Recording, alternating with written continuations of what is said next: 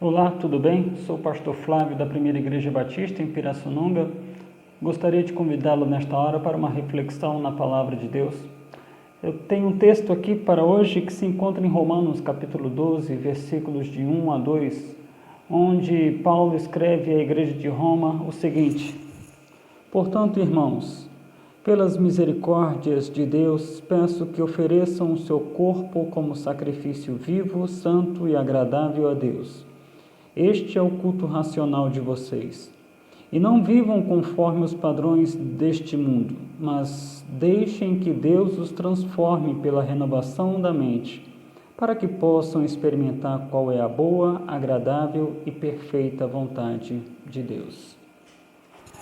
Uma adoração completa, é esse o tema que gostaria de discorrer brevemente com você nesta hora. Uma adoração completa, ela não se restringe a um determinado local, em um determinado horário. Uma adoração completa, ela não é simplesmente atos contemplativos, expressões poéticas, um semblante de espiritualidade. Uma adoração completa é serviço a Deus, que repercute na vida do nosso próximo.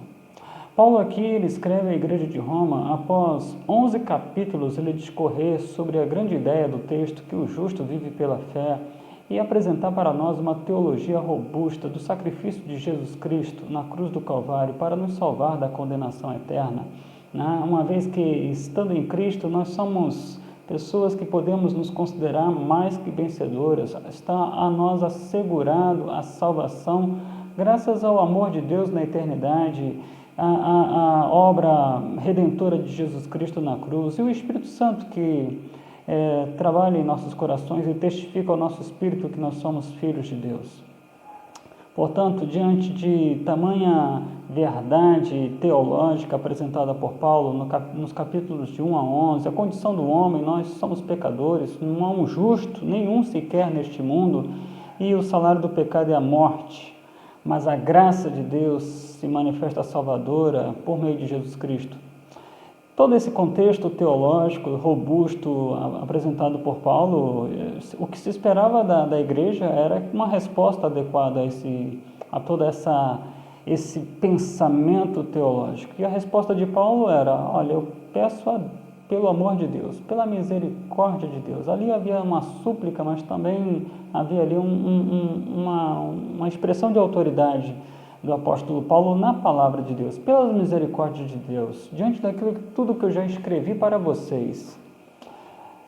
Prestem a Deus um culto que seja um sacrifício vivo, santo e agradável, um culto racional. O que Paulo queria dizer com isso? Paulo queria dizer para aquele povo que culto é latreia. Latreia é a palavra grega usada por Paulo em Romanos 12:1 para expressar culto. Latreia é uma palavra grega que significa serviço, ministério. Paulo aqui estava dizendo para aquele povo que adorar a Deus é prestar serviço.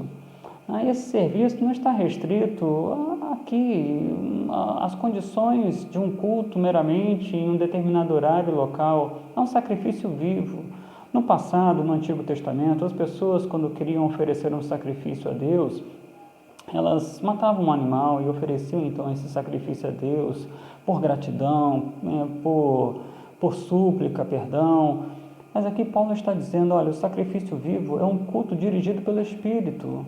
A nossa vida deve ser um culto dirigido pelo Espírito Santo, de modo que Deus seja honrado sempre.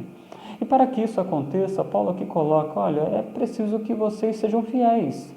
Vocês não podem namoricar o mundo, vocês não podem flertar com o mundo, vocês não podem querer que a estrutura de vocês seja inspirada no mundo. Paulo ele coloca no capítulo 12, versículo 2, àquela igreja, ele diz assim: não imitem o comportamento, não imitem os costumes, não imitem a estrutura do mundo. Ele usa a expressão de sistema. Nós não podemos imitar aquilo que é a sistemática deste mundo. A sistemática deste mundo, meus irmãos, é uma sistemática que busca prazer, glória, busca liberdades pessoais a qualquer preço. A liberdade deste mundo é um conceito de eu quero fazer o que bem entendo. Eles não se colocam sob a submissão de ninguém. Mas, meus irmãos, não é esta a liberdade para a qual nós fomos chamados. A liberdade para a qual nós fomos chamados é para fazer o que é certo. Cristo morreu na cruz para que nós pudéssemos ser libertos do pecado, libertos da escravidão do pecado, desta vida voltada para si mesmo, para que vivamos uma vida para Cristo.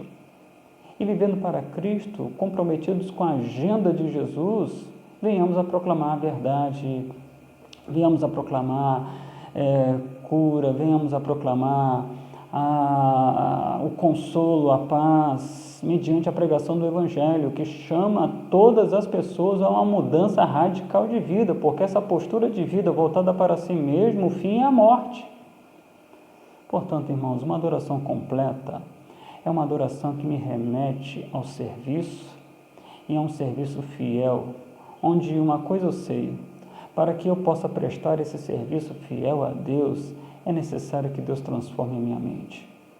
Não há como, não é por meus esforços, meus méritos, minhas técnicas, algo que é tão corriqueiro hoje em dia, né? Os homens têm tantas técnicas, têm tantas estratégias, tantas táticas para promover diversas situações, mas não é o que eu faço, mas sim o que Deus faz em mim, que me remete a um serviço, e nesse serviço eu não me amoldo a este mundo, pelo contrário, eu transformo. Eu sou um elemento, um instrumento de transformação. Isso tudo acontece graças à palavra de Deus. Paulo aqui está dizendo, olha, tudo aquilo que eu falei para vocês nos capítulos anteriores, isso precisa ser trabalhado no coração de vocês, para que o culto de vocês, o serviço de vocês, seja um serviço agradável. E esse serviço agradável vai permitir a vocês experimentar o que é bom, o que é perfeito, o que é agradável. Quer dizer, Paulo está dizendo aqui para a igreja que, uma vez que eles experimentarem a palavra de Deus, não apenas num mero conhecimento cognitivo, mas que essa palavra ela vai penetrar na vida deles e vai tomar conta da vida deles, eles vão estar se dirigindo rumo à maturidade. E a maturidade cristã é tudo o que nós precisamos para sermos pessoas satisfeitas, ainda que vivamos dias de dificuldade, ainda que tenhamos que conviver com tanta injustiça, com tanta corrupção neste mundo. O equilíbrio está na maturidade. Pessoas maduras são equilibradas. E maturidade não tem a ver com cabelos brancos ou a falta de cabelos. Maturidade tem a ver com vida com Deus, onde o meu desejo é fazer a vontade de Deus e não a minha própria vontade. A gente vive num mundo secularizado, um mundo em que ninguém quer saber do que Deus pensa, mas a verdade é a seguinte, não importa se você não quer saber, no final das contas, o que vai prevalecer é a vontade de Deus sobre a sua vida, sobre a minha vida e sobre a vida desse planeta, de todo mundo que vive aqui, de todo o universo. Então, se nós queremos prestar a Deus uma adoração completa, que essa adoração aconteça através de um serviço fiel, fruto da obra redentora e santificadora do Espírito Santo em nossos corações. É o que eu desejo para você, para mim, a súplica que nós devemos fazer a Deus. Opera em nós, Deus, para que experimentemos o que é bom, perfeito e agradável. Que Deus te abençoe.